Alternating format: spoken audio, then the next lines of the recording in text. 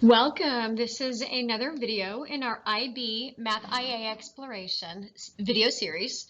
And this is going to be the calculation of R manually, although we will use a calculator.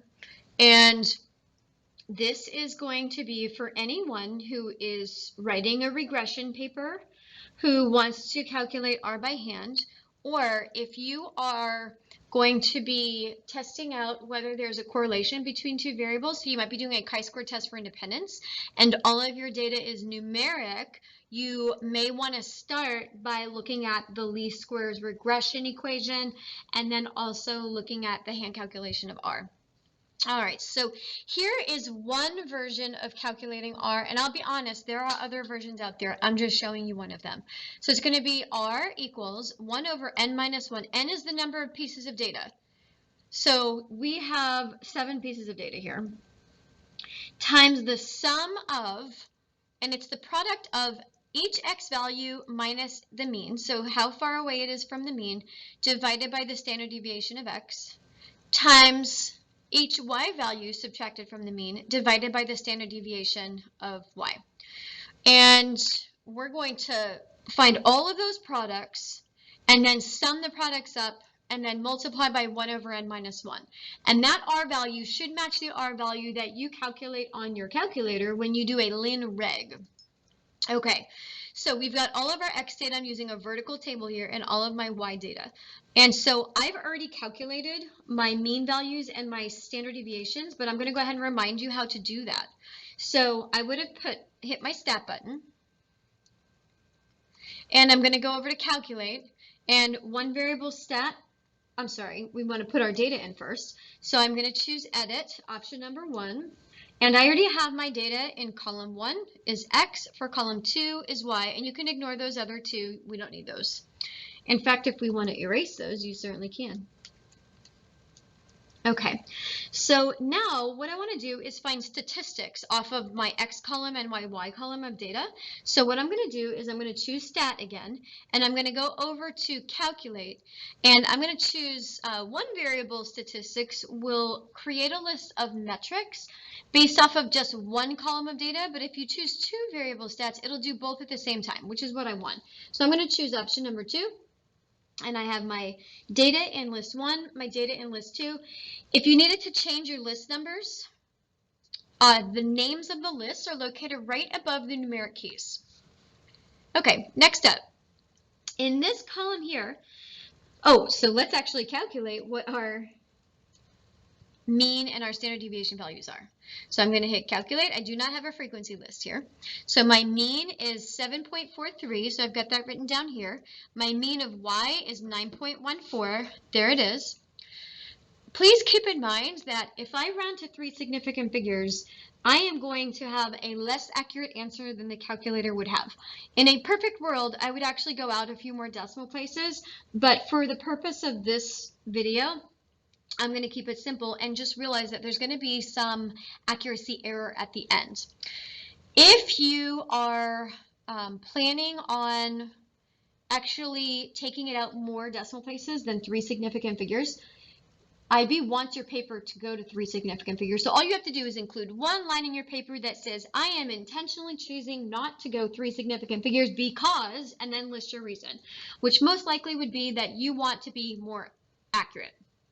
Okay, for my standard deviations, you have 2 versions. We're going to use the sample standard deviation. So S with a little subscript of X, and that's going to be 4.43. There it is.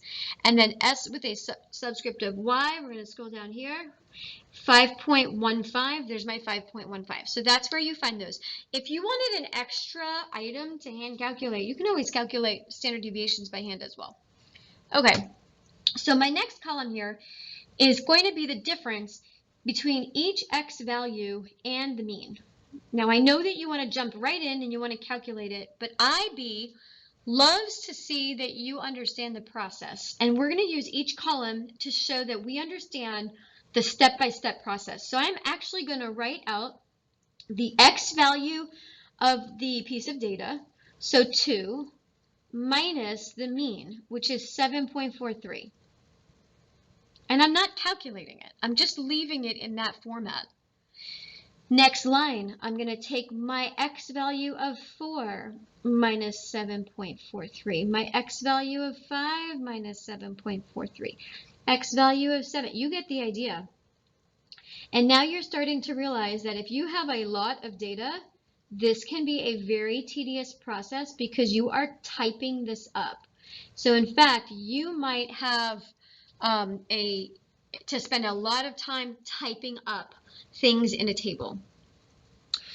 For my next column, I'm going to take the x value minus the mean, so the difference between the value and the mean, how far away it is from the mean, divided by the standard deviation. I'm not calculating the number though. 2 minus 7.43 divided by the standard deviation of x, which is 4.43. Next line, 4 minus 7.43 divided by 4.43. You get the idea.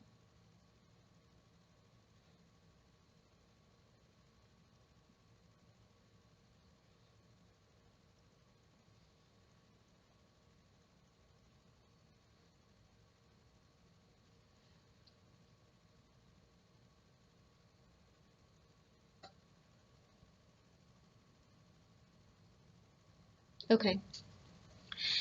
So these represent the individual values for this first portion of what we're going to be multiplying together. For my next column, I'm taking each individual y value and I am subtracting the mean from it. So my y value here is 5 minus my y mean, which is 9.14. And then the next column over would be 5 minus 9.14 divided by its standard deviation, which is 5.15. And then the next row would be, again, the y value, 5 minus 9.14, 5 minus 9.14 divided by 5.15. The next one would be 7 minus 9.14, 7 minus 9.14 divided by 5.15. And then I'm going to go ahead and I'll populate this in a little bit. You don't need to watch all of this. It's kind of a tedious process. The very last column is going to show that it is this column multiplied by this column. So you're going to have 2 minus 7.43 over 4.43 times 5 minus 9.14 divided by 5.15. So I'm going to pause my video and I'm going to finish filling all of this out, and I promise I will come back. Okay, I've now populated the rest of the values in each of my columns. Now, I've seen students not write this level of detail in their columns. Some of them have shortened it up to numbers by the final column.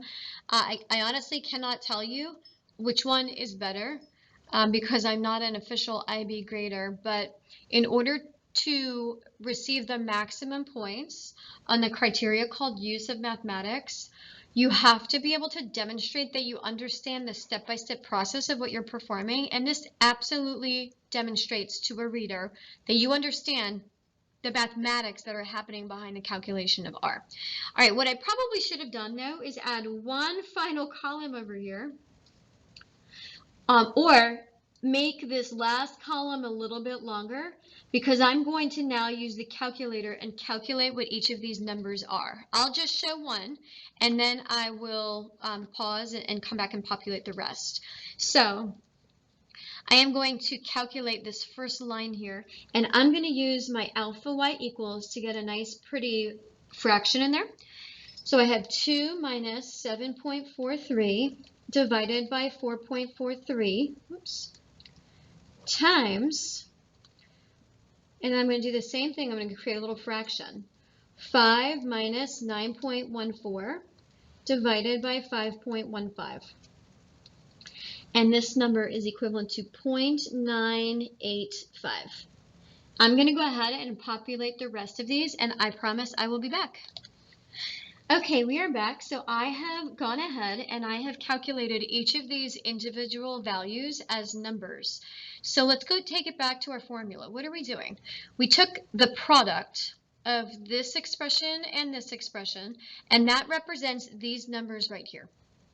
So for that product, what we now want to do is sum them all up. So I'm going to sum up everything in this final column.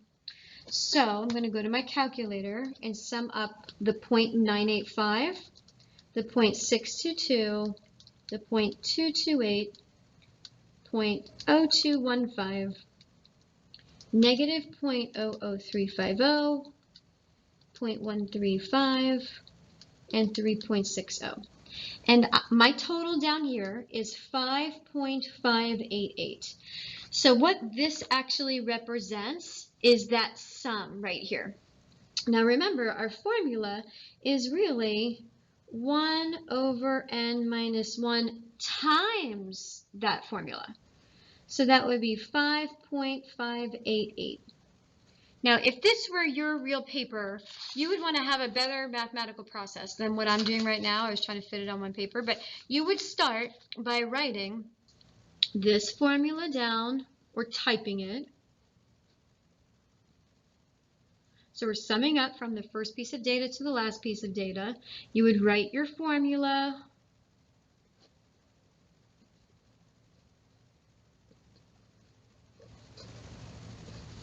And then underneath that, you would write the value that you just found, which is your 5.588.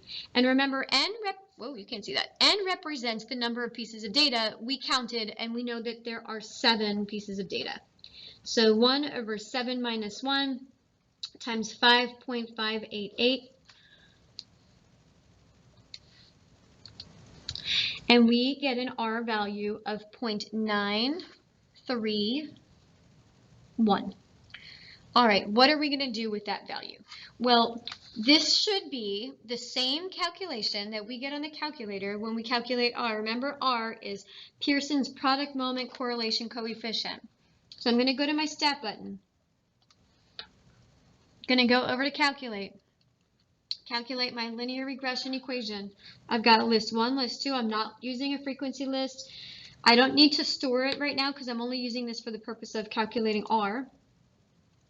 And, oh, I'm so close. That makes me feel great. So on the calculator, we got 0.933. Now, obviously, we're off. That is because I rounded to 3 significant figures. If you'd taken it out to 4 or 5, I bet you we'd be spot on to 3 significant figures. What you want to do on your paper is actually grab a screenshot. You can use the TI Connect program and a wire that connects to your calculator to your computer.